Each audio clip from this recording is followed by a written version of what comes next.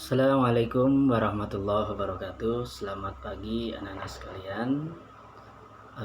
Pada kesempatan di bulan November minggu pertama, yaitu kita lanjutkan ke materi pembelajaran yang lalu. Telah kita pelajari kemarin bab pertama tentang surat lamaran pekerjaan, bab kedua juga kemarin sudah dibahas tentang sejarah Indonesia dalam bingkai karya sastra. Oke, di sini saya akan memberikan materi bahasa Indonesia bab kedua sama bab ketiga. Nah, karena bab kedua ini belum semuanya. Oke anak-anak sekalian, sebelum kita memulai atau kamu memulai pembelajaran ini, alangkah baiknya kita atau kamu semua berdoa terlebih dahulu sesuai dengan keyakinan kamu masing-masing. Silakan, mari kita sama-sama berdoa mulai.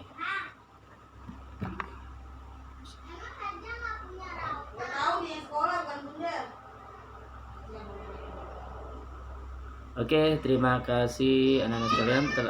Mari kita bahas pembelajaran bab kedua, sejarah Indonesia dalam bingkai karya sastra. Yang pertama, pemahaman teks cerita sejarah, informasi dan unsur pembangunan teks cerita sejarah, nilai-nilai dalam teks cerita sejarah, kemudian ciri kebahasaan teks cerita sejarah, yang terakhir penyusunan teks cerita sejarah. Oke, pemahaman teks cerita sejarah. Nah, di sini ada teks cerita sejarah, bisa pengertian, ciri-ciri, jenis, struktur, serta fungsi dari teks sejarah itu sendiri apa. Oke, anak-anak sekalian, di sini kita bahas tentang pengertian teks cerita sejarah. Teks cerita sejarah itu apa sih? Dalam bahasa Indonesia, teks cerita sejarah ini adalah naskah cerita atau narasi rekaan yang mengandung unsur-unsur sejarah. Jadi dalam teks sejarah ada beberapa unsur nyata, misalnya tokoh, nama tempat, dan peristiwa. Namun dalam teks cerita sejarah terdapat pula cerita yang sifatnya rekaan, misalnya mitos asal-usul negeri, mitos kedatangan sebuah agama, dan mitos alegori. Oke. Kemudian ciri-ciri teks cerita sejarah ini menampilkan latar masa lalu, ya. Kemudian disajikan secara kronologis, sering menggunakan konjungsi temporal, isi berupa fakta atau fiksi. Nah, teks cerita sejarah berdasarkan fakta. Ada dua ya. Jenis teks cerita sejarah itu bisa berdasarkan fakta sejarah. Teks cerita sejarah itu berdasarkan fakta sejarah. Yang pertama, yang kedua, teks cerita sejarah fiksi. Oke. Di sini ada struktur teks cerita sejarah. Yang pertama abstrak, yang kedua orientasi, yang ketiga komplikasi, yang keempat klimaks, yang kelima resolusi, dan yang keenam koda. Ya, ini harus kamu pahami struktur teks cerita sejarah ini ada 6. Oke, apa coba? Abstrak, orientasi, komplikasi, klimaks, resolusi, koda. Oke. Fungsi teks cerita sejarah apa? Dia ini untuk rekreasi, artinya untuk pengetahuan, hiburan, bahwasanya ada sejarah seperti apa. Ada inspiratif, yang membuat inspirasi seseorang, edukatif, pembelajaran, ada instruktif, tekan dengan itu semuanya ya. Oke. Kemudian informasi dan unsur pembangunan teks cerita sejarah. Ada unsur pembangunan teks cerita sejarah, informasi penting dalam teks cerita sejarah. Nah, langkah-langkah menemukan informasi penting dalam teks cerita sejarah membaca teks cerita atau novel sejarah dengan seksama, mengidentifikasi pokok isi dalam teks cerita atau novel sejarah, mencatat pokok-pokok isi dalam teks cerita atau novel sejarah. Unsur pembangunan teks cerita sejarah ada intrinsik, ada ekstrinsik. Ini sama dengan unsur-unsur karya sastra yang lainnya. Ternyata unsur teks cerita sejarah, mungkin kamu waktu kelas 10 ataupun kelas 11 tentang unsur intrinsik dan ekstrinsik itu sudah kamu pahami. Apa intrinsik? Unsur yang terkandung di dalam sebuah karya sastra tersebut. Atau kalau di sini tentang teks cerita sejarah, berarti unsur yang terkandung di dalam pembangunan teks cerita sejarah. Ekstrinsik berarti unsur yang terkandung di luar unsur yang terkandung di luar teks cerita sejarah. Apa unsur intrinsiknya? Nah, biasa yang pertama tema, amanah, tokoh atau penokohan, kemudian sudut pandang, latar, alur. Nah, ini tema mungkin yang kelas 10-11 tentang ini sudah kamu bisa pelajari. Tema itu apa? Amanat, pesan, tokoh adalah pelaku pemeran dalam sejarah, sudut pandang melihat dari sudut pandang orang pertama, kedua, ketiga, atau sudut pandang si tokoh sendiri atau apa. Latar, tempat kejadian, alur, jalan cerita atau jalan teks cerita sejarah tersebut. Ada kemudian ekstrinsik. Nah, ini ekstrinsik ini yang pertama kebesaran pemerintahan. Nah, karena ini kaitan dengan cerita sejarah ya. Corak penceritaan, unsur keagamaan, unsur politik, unsur ekonomi, unsur sosial. Nah, ini berarti dia yang berada di luar teks cerita sejarah. Itu namanya ekstrinsik. Nah, kemudian ada nilai-nilai dalam teks cerita sejarah. Ada nilai moral. Nah, ada nilai moral kalau kamu perhatikan, lihat di YouTube dan lain sebagainya. Kamu cari searching contoh teks cerita sejarah. Dan cerita sejarah siapa apa? Ada nilainya, ada nilai moral tentang kepahlawanan, religius, budaya, sosial. Oke. Nah, ciri kebahasaan teks cerita sejarah apa? Keterangan, kata sifat, bahasa, kias, dan majas. Nah, ini oke. Ya. Penyusunan teks cerita sejarah. Nah, menyusun teks cerita sejarah, menyunting teks cerita sejarah. Kita perhatikan. Menyusun teks cerita sejarah, ada wawancara. Nah, ini di wawancara terlebih dulu. Kalau kamu ingin menyusun teks cerita sejarah, kamu wawancarai tokoh-tokoh sejarah yang mengetahui sejarah. Semua daerah kamu ya, kalau kamu ingin membuat atau menyusun teks cerita sejarah, ada di daerah masing-masing, ada gabus ya. Kenapa itu adanya sejarahnya namanya gabus? Nah, kamu kalau wawancarai, siapa orang yang mesti kamu wawancarai? Tokoh atau sesepuh yang ada di daerah tersebut. Kemudian kamu menulis kreatif, ditulislah secara kreativitas kamu dalam sebuah teks cerita sejarah. Nah, langkah-langkah menyunting teks cerita sejarah. Langkah-langkahnya, kamu membaca keseluruhan naskah teks cerita sejarah. Pertama. Yang kedua, mencermati kesalahan penggunaan ejaan, kesalahan penulisan ataupun tanda baca. Yang ketiga, memperbaiki kesalahan yang ditemukan dalam naskah teks cerita sejarah yang dibaca. Oke. Nah, itu tadi bab kedua tentang teks cerita sejarah sudah selesai. Nah, karena waktu kita sangat mepet, di sini saya membuat dua bab materi. Tadi tentang teks cerita sejarah, kemudian yang ketiga, bab ketiga, langsung kita ke materi bab ketiga ya. Nanti kamu tinggal memperhatikan, kamu simak video ini, kamu ulang-ulang kembali, kamu kerjakan secara kelompok. Apabila nanti terakhir saya akan berikan sebuah tugasnya.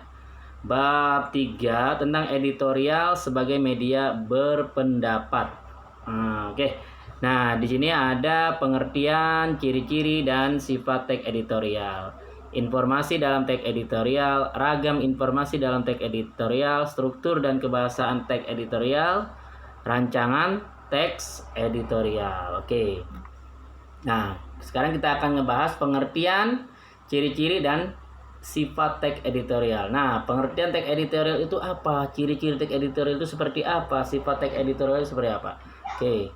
Nah, di sini editorial itu disebut juga tajuk rencana. Pernah dengar nggak? Halo, pernah dengar nggak kamu semuanya?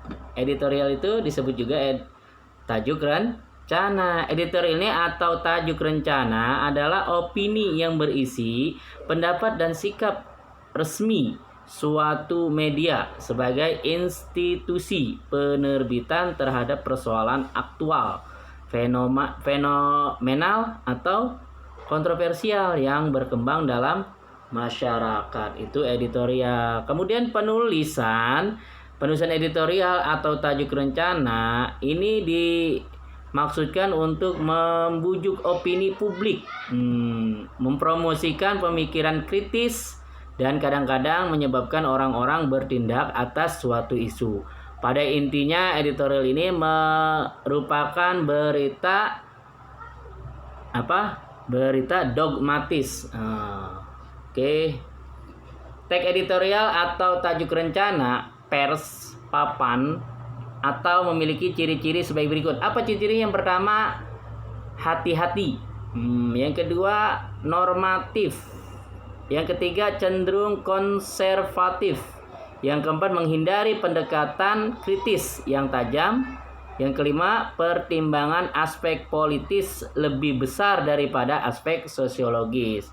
Nah, teks editorial atau tajuk rencana, pers, papan, menengah ke bawah atau middle media ini memiliki ciri-ciri seperti apa? Yang pertama, lebih berani, yang kedua atraktif, yang ketiga progresif, yang keempat memiliki pendekatan kritis yang bersifat tajam dan tembak langsung. Yang kelima, lebih memilih pendekatan sosiologis daripada pendekatan politis. Oke. Sifat teks editorial atau tajuk rencana sebagai berikut. Yang pertama, krusial, ditulis secara berkala tergantung dari jenis terbitan media. Yang kedua, isinya menyikapi situasi yang berkembang dalam masyarakat luas. Yang ketiga, memiliki karakter atau konsistensi teratur kepada para pembaca terkait sikap media massa. Yang keempat, terkait dengan kebijakan media bersangkutan. Oke. Informasi dalam teks editorial. Nah, jenis teks editorial, tipe teks editorial, fakta dan opini dalam teks editorial. Nah, jenis teks editorial ini terdapat 3 jenis teks editorial, yaitu apa? Interpretatif editorial, kontroversial editorial, dan explanatory editorial. Kemudian tipe teks editorial ini menjelaskan atau menginterpretasikan. Yang kedua, kritis. Yang ketiga, persuasi atau membujuk. Yang keempat, pujian. Itu tipe teks editorial. Memang harus seperti itu. Fakta dan opini dalam teks editorial. Nah, fakta itu adalah perihal keadaan atau peristiwa yang merupakan kenyataan dan sesuatu yang benar-benar terjadi. Betul. Fakta yang disajikan dalam teks editorial ini berupa peristiwa dan data terkait dengan peristiwa yang dibahas. Nah, pendapat atau opini redaksi dalam teks editorial dapat berupa penilaian, kritik, prediksi, dugaan berdasarkan fakta empiris, harapan dan saran penyelesaian masalah. Itu fakta dan opini dalam teks editorial. Oke, kita lanjut yang ketiga, ragam informasi dalam teks editorial. Isu aktual dalam media informasi. Nah, penulis ini ada 3 ya. Ragam. Yang pertama, isu aktual dalam media informasi, pendapat dan argumen dalam teks editorial, saran terhadap isu faktual. Nah, isu aktual dalam media informasi, penulis teks editorial akan memulai menulis dengan cara mendata peristiwa-peristiwa yang berkembang dalam masyarakat. Peristiwa-peristiwa yang terjadi dalam masyarakat tersebut lalu diklarifikasikan ke dalam beberapa kelompok berdasarkan aktualitasnya, keluar biasaannya atau fenomenal, dan bantahannya atau kontroversial. Yang kedua itu pendapat dan argumen dalam teks editorial. Beberapa unsur yang harus diperhatikan saat menyampaikan argumen sebagai berikut. Yang pertama apa? Berhubungan dengan masalah yang dibicarakan. Yang kedua dapat mempercepat pemahaman masalah, penemuan sebab dan pemecahan masalah. Yang ketiga tidak mengulang pendapat yang pernah disampaikan pihak lain. Yang keempat disampaikan dengan kata dan kalimat yang tepat. Yang kelima disampaikan dengan sikap terbuka dan sopan. Nah, saran terhadap isu faktual, unsur-unsur yang harus diperhatikan saat menyampaikan saran dalam teks editorial sebagai berikut. Yang pertama, menghindari emosi dan prasangka negatif. Kamu hindari itu. Yang pertama. Yang kedua, mengungkapkan saran dengan objektif, logis, dan jujur. Yang ketiga, menunjukkan data, fakta, ilustrasi, contoh, atau perbandingan. Yang keempat, menyampaikan saran dengan urut, terperinci, dan tidak berbelit-belit sehingga saran mudah dipahami. Yang kelima, menghindari saran yang menyinggung urusan pribadi.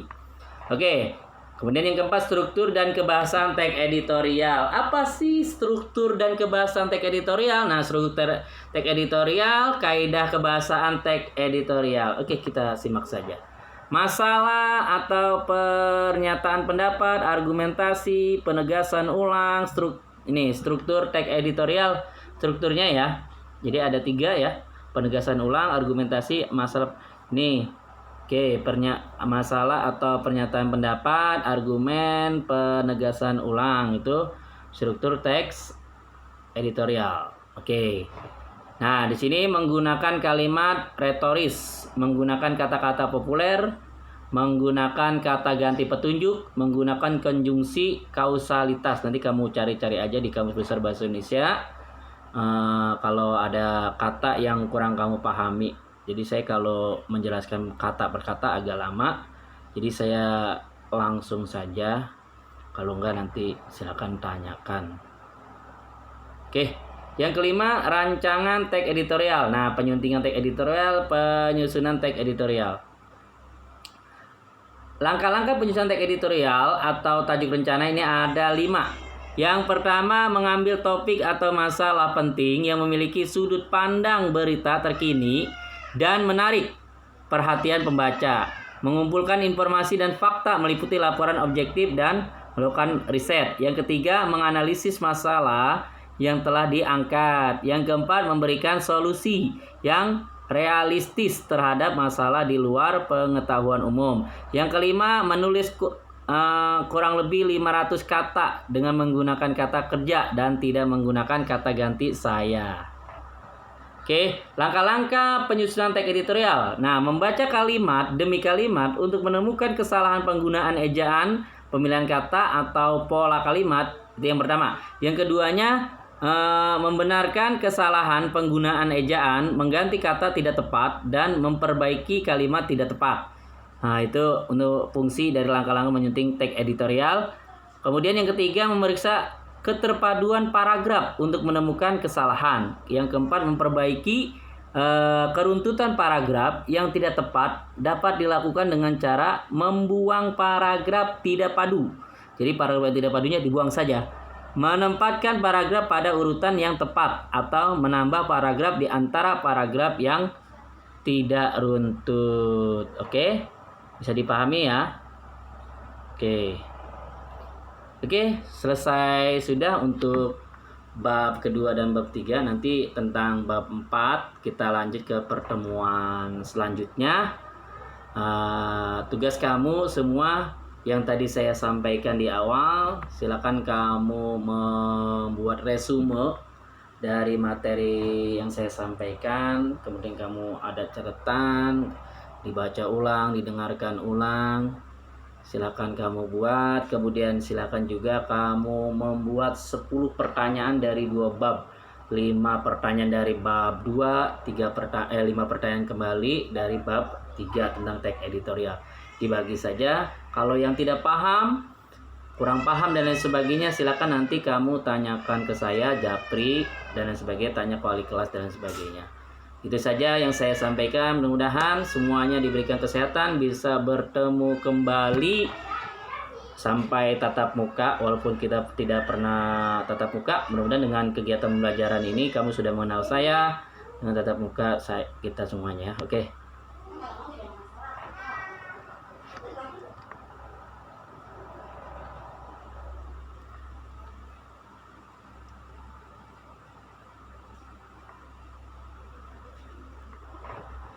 Oke, terima kasih pertemuan kali ini. Saya ucapkan Assalamualaikum warahmatullahi wabarakatuh.